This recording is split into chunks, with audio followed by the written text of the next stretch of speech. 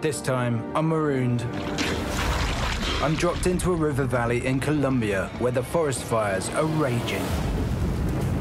This is a precarious position to be in. It's literally sweeping across the entire savannah. The heat and fires are causing animals to behave erratically. Whoa, whoa, whoa. Just saw something move in the ground in front of me. Even big cats like jaguar and puma are out in numbers, meaning I've got to eat what I can, when I can. This might look disgusting, and it is. Ah! I'm Ed Staford. For years, I've honed my survival skills in every corner of the planet. Now, I'm going back to my roots and putting my solo survival skills to the test. This season, I'm seeing if I can stay afloat in environments where water is both the key to survival and the greatest danger. I'll be left completely alone for 10 days with nothing. No film crew, no food, no water, no tools, and just the bare minimum of clothes. This time, it's about more than just survival. I want to see if I can thrive anywhere.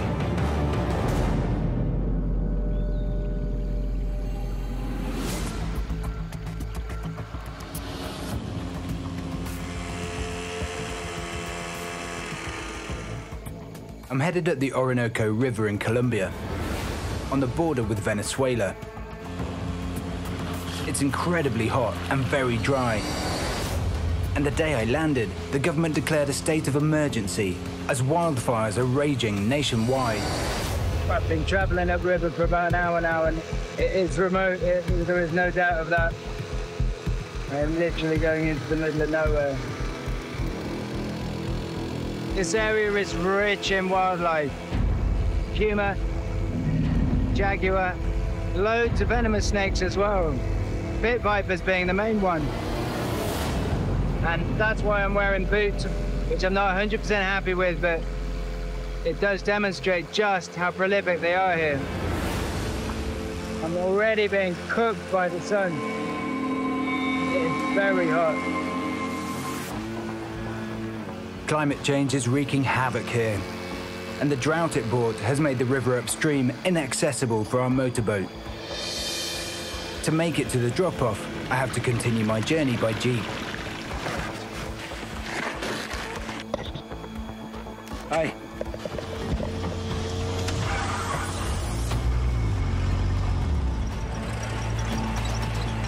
In the distance, I can see the fires. I need to be so careful, not just from the possibility of those fires spreading through here, but also obviously of not starting my own fire and adding to the problem. As with every expedition, I only have the bare minimum to survive. No shirt, no food, no water, and no tools. That is the last time I'm going to see anybody for the next 10 days. Doesn't matter how many times you do this, the feeling's the same. First thing I'm super aware of, exposure is my biggest threat right now. It is flat as far as the eye can see. In front here, I've got a very large rocky outcrop. I think I need to get some elevation. Once I've got some elevation, I can start strategically planning. I'm carrying my film and emergency kit with me, including a second camera like the one I'm filming on now. Got 2 tripods here, a medical kit, a drone. 3 of these supplementary cameras. I can wear this as a point of view camera on my head and rig it in trees and stuff. I also have a sat phone for emergencies.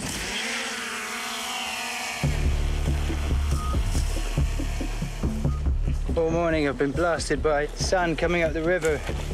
One respite is that the clouds have now covered the sun, so be thankful for small mercies, Ed. Whoa, whoa, whoa, whoa. Just saw something move in the ground in front of me. It's a rattlesnake. It's definitely a rattlesnake. Just gonna get the other camera. To film this closely, I've just put the camera on the end of a long stick. I don't want to get bitten by a rattlesnake on day 1. Look at that. To have a rattlesnake out here in the grass does just prove the unpredictability of these animals when they've been dislodged by fire. Locals warn me that they're seeing the snakes really behaving uncharacteristically, and I wasn't expecting that, not literally 10 minutes into being here. Rattlesnakes are neurotoxic, which means they attack your nervous system, basically. Your diaphragm will fail and you'll suffocate. For me, that utterly reinforces what a wise decision it was to come in here with boots on. Crikey. With only an hour till sunset, I've reached the base of the granite boulder. If I can get to the top, I'll have a good vantage point to plan my next move. It's a lot bigger up close than it looked from afar. And getting to the top is slow going. The payoff for climbing this hill and being able to start having a solid plan rather than running around like a headless chicken in the dark. But invariably, I have a limited supply of energy.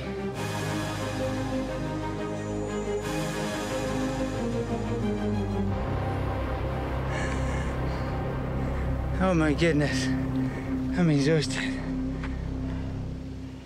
What a view. What a view. Just trying to form a bit of a mental map of the area. To the right, there is indeed a forest right on the horizon there. To my left, there's another linear feature of trees, which I'm assuming is a river. I don't know, but I'm estimating that that forest to the right is just potentially 10 kilometers away, whereas this one to my left is 1.5, which is influencing my decision, obviously. Wow, that's the fires that I was talking about. As the sun's gone down, you can see the flames. That is sobering. It just took the light to fade a little bit, and suddenly you've got this thin band of orange. Looks like the area between me and the flames has already been burned. The wind's going that way. It's not coming in this direction, but it's very real.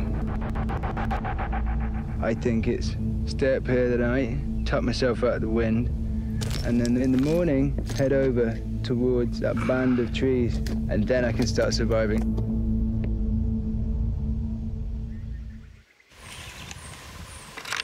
Morning. I don't know what time it is, but it's quite beautiful up here.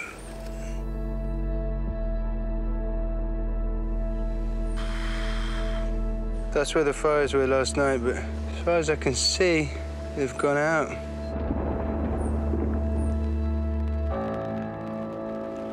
What? I've woken up and it's raining. I mean, it's amazing, but it's quite a surprise. Right, let's head down off the rock. Just working out my route. I'm gonna come down the rock face around the right-hand side of the rocky crag in front of me, and then come straight across that tree line. I think that's the most direct route.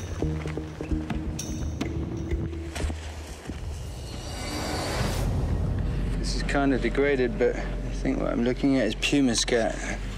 It's gone white, so it's not fresh, but definitely puma.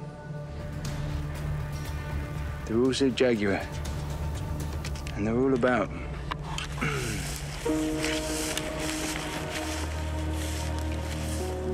The rain has stopped, and the temperature is rising. It looks like the wind has shifted, and before I know it, I'm surrounded. That fire is only 200 meters away. There was lightning earlier, and I was just wondering whether a lightning strike has actually set the grass on fire. As far as you can see, there's a huge line of fire. I need to move because it's coming this way.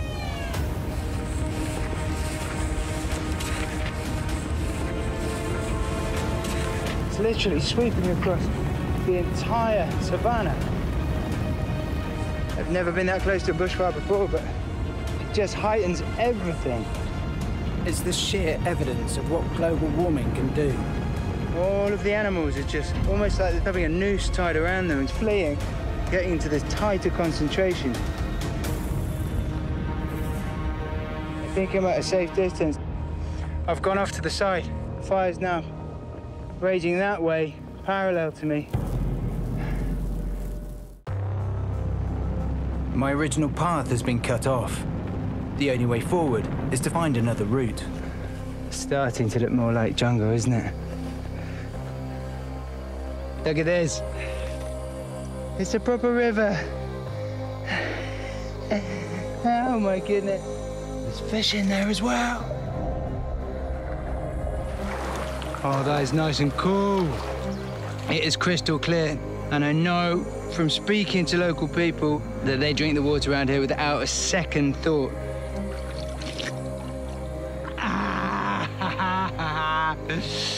Massive tick in the box. I'm just thinking to myself, I want to move downriver. There are an abundance of anacondas in this area, but I'm not actually their prey. I'd have to really disturb one, I think, to come a cropper in here. In terms of being able to film in the water, that will work, won't it? Right, let's do this.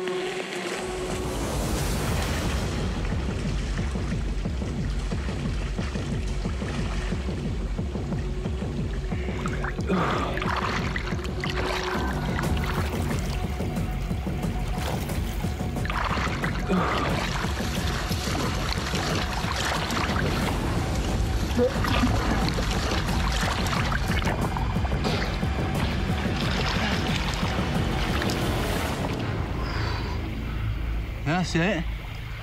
Okay, I'm making good ground. I'm moving forward and I'm not really expending energy.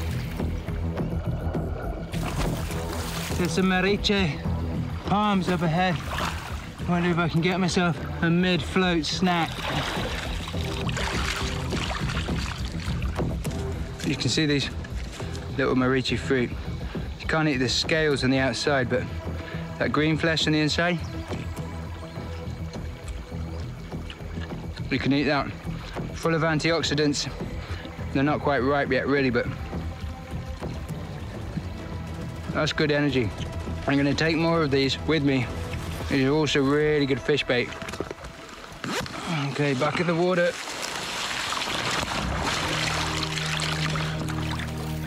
I've made solid progress down the river today.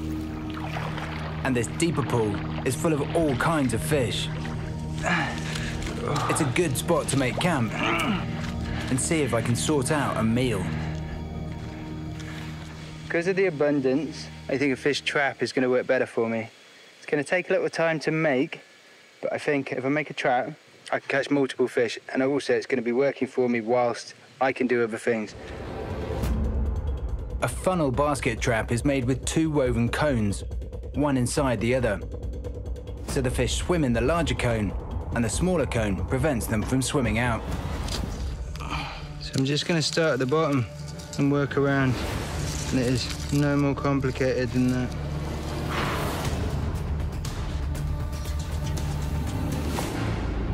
Crikey, this better catch some fish is all I can say.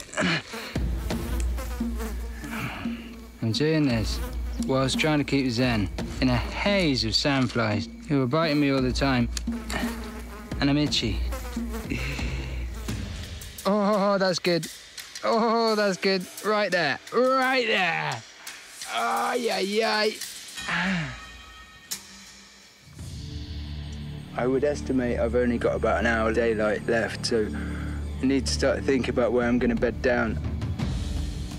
There's a sort of entry point down there, and there's an entry point on the other side, and it feels like the sort of place where animals would come through. I think it would be foolish not to build myself a little bit of a boma tonight.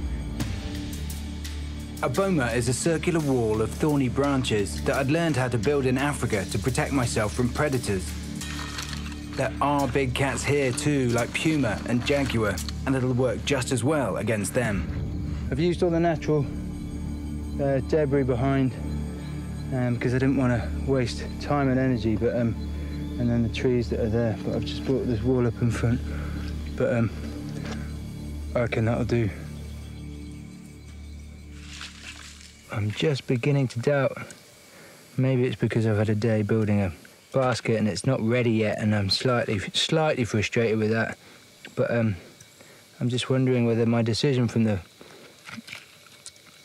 get-go was wrong. Whether actually I should have gone right.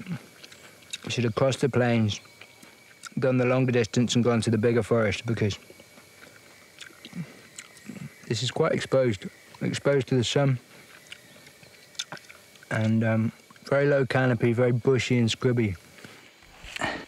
The trap really does need to perf tomorrow, I think. There needs to be fruits to my labour. It really does.